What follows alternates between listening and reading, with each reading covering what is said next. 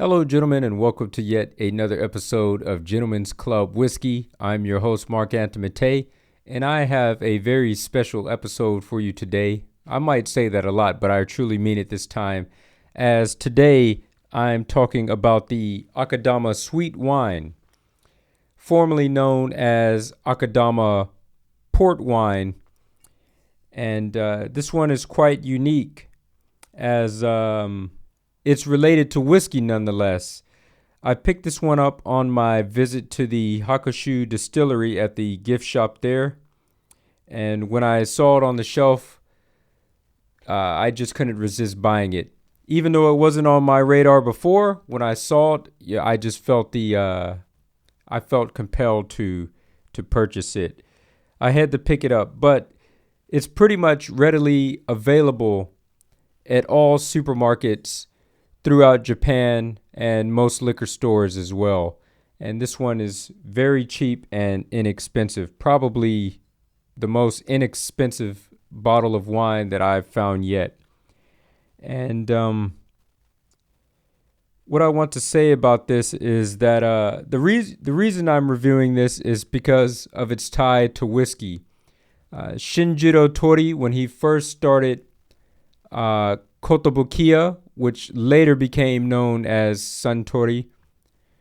This was the very first product release from his company that he put out to market. So this is why I'm going to talk about this one today.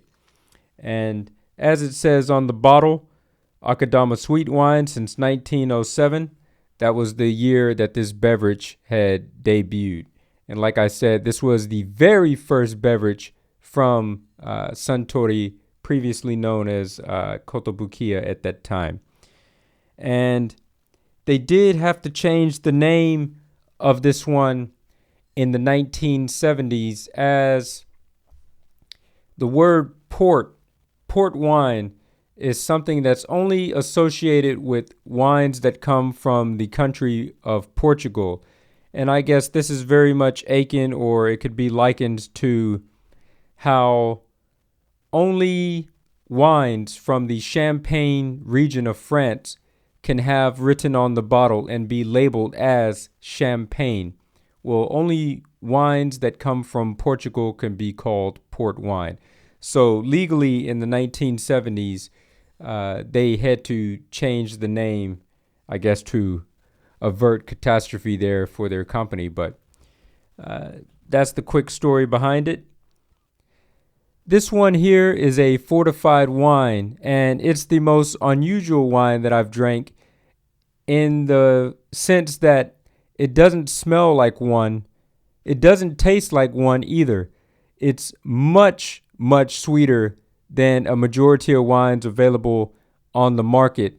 If Kool-Aid was a wine, this would be it. Very cheap and affordable. So I have two bottles of this. One of them is unopened.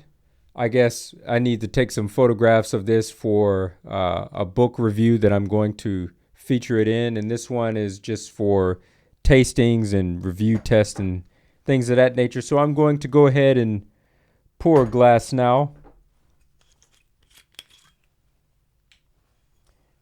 And I will report back to you guys.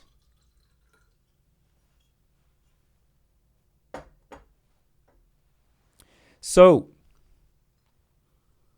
first thing, on the nose, it's super sweet and fruity. It smells like candied grapes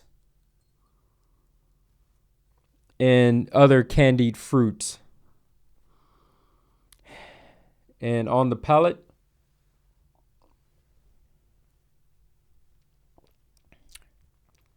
very sweet, similar to Sangria, but even sweeter than that.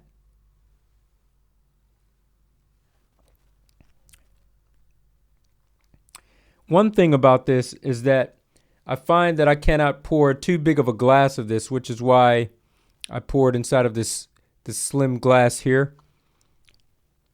I find that when I drink a hefty serving of this, in a regular goblet-sized wine glass, it seems to give me a headache, but that's kind of slowing down the more that I have it.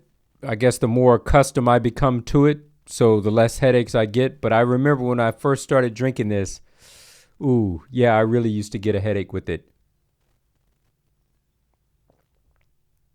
So like I said, like a sangria, but much, much sweeter. Let me go ahead and put the top back on this real quick. I would say if you come to Japan, pick up a bottle as it's affordable. At the very cheapest, you can find it just hovering over about 500 yen, which is like in the upper $4 range, or at the very, very highest, at the most expensive, it might be about 600 Japanese yen with the tax in, which makes it like maybe $5.50 US, something like this. So very, very affordable. But I don't think that you can buy this inside the United States or even other international countries. So definitely pick up a bottle when you're here in Japan. Don't go out of your way to get it, or don't come to Japan just for this. But I mean, if you are here, and as long as you are here, you might as well pick up one to take back with you. I'm not an alcohol mailing service, but this one comes in at 14% ABV, which is actually something that could be mailed international from Japan to international mailings.